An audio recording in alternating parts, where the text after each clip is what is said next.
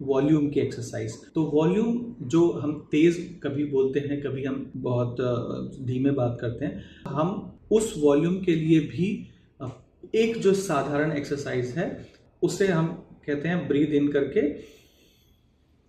और सीधे श्वास के साथ में ह बोलना है।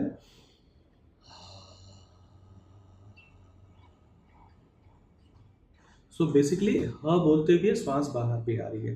तो जितना आप इसका लंबी गहरी सांस लेकर के लंबे बाहर छोड़ने का प्रयास करेंगे ह के साथ में, तो वॉल्यूम की बढ़ाने और कम करने के लिए आपके गले पर जोर नहीं पड़ेगा, क्योंकि ह बोलते समय हमारे गले का उच्चारण नहीं होता। ह अगर कहेंगे तो इसमें गले का उपयोग हो रहा है, लेकिन जब सांस छोड़ते हुए अगर हम ह बोलते हैं तो हमारे गले का उपयोग नहीं होता।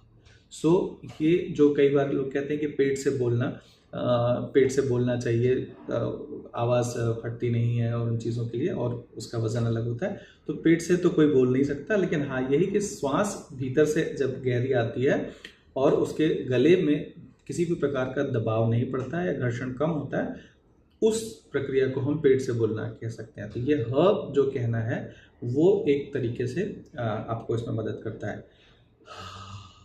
तो जब आपको जोर से कभी बोलना हो तो आप हे आप कह सकते हैं, तो वो कहने से आपके गले पे तनाव नहीं पड़ेगा और आवाज़ कभी क्रैक नहीं होगी। क्योंकि कई बार अगर आप जब जोर से बोलते हैं तो आपका आवाज़ बैठ सकती है, गला अगर जोर से चिल्ला दिया आपने तो गला फट जाएगा और वो फिर आवाज़ बैठने लगती है।